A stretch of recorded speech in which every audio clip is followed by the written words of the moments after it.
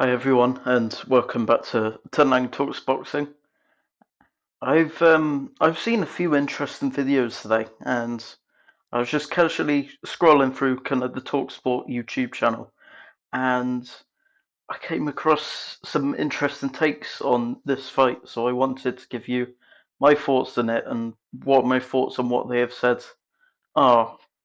So, firstly, the first interview I watched was with former Sky Sports boxing commentator Adam Smith, and he was basically saying that Joshua versus Fury is the fight for casual fans, and the rematch with Alexander Usyk and Fury is the fight for, well, hardcore fans, basically.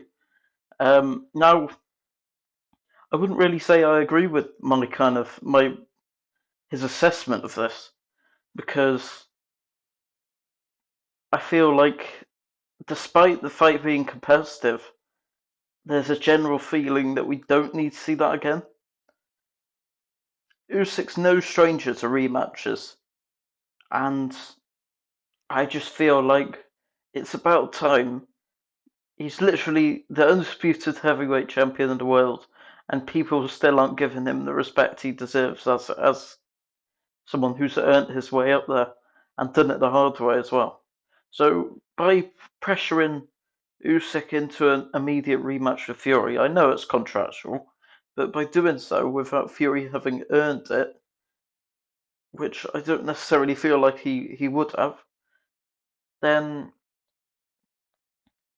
it's like, well, what's the point in Usyk becoming undisputed in the first place if they're just gonna have an instant rematch? So I feel like someone like AJ, who's been on some pretty good form recently, versus Fury, obviously just coming off that loss for undisputed, they're at a really good point in their career. Obviously, it's not the best point they could have fought in their career, but I'm not an optimist. I'm a realist, and if this fight is to happen in the rest of their careers, because we don't know how the rest of their careers are going to unfold. For all we know, Fury could fight Usyk next and potentially lose again and call it a day, and then we'll have never seen this fight.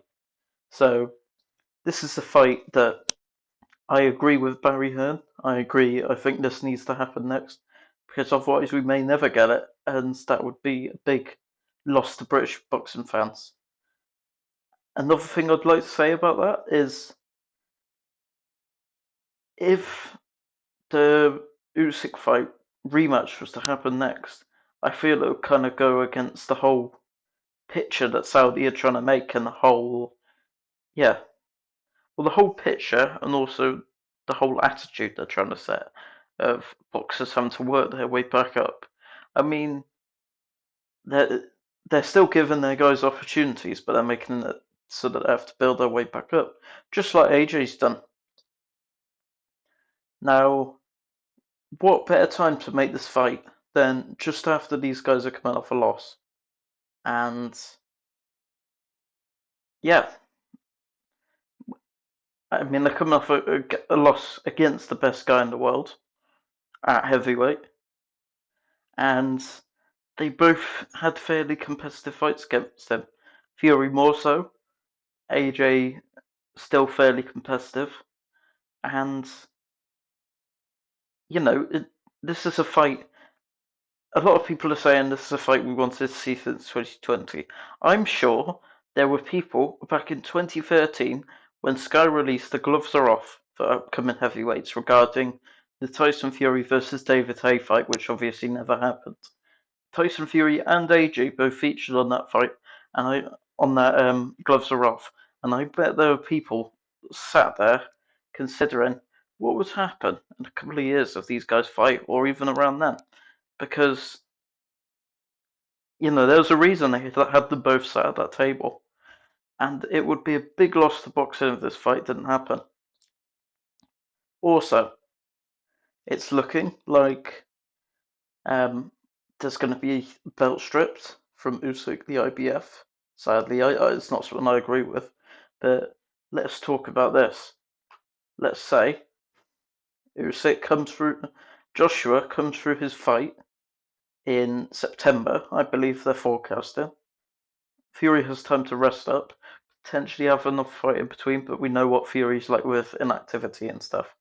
So, and let's say it's looking like these guys may fight for the IBF, either Joshua versus the winner of Dubois and Hrgovic, or Dubois and Hrgovic, and then Joshua versus the winner of that after they've won the belt.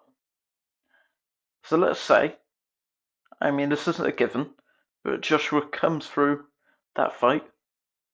Who's to say that can't happen for the IBF title? You know, it sets it up perfectly. And the other thing that was said was by Barry Hearn. I believe I briefly mentioned it, and he was saying that this is the perfect fight to happen right now. And that was really what got me thinking about this fight, because we've had a bit of time for the undisputed fight to settle down, the result of it settle down, and this is kind of the point in time where we think, you know, what's next?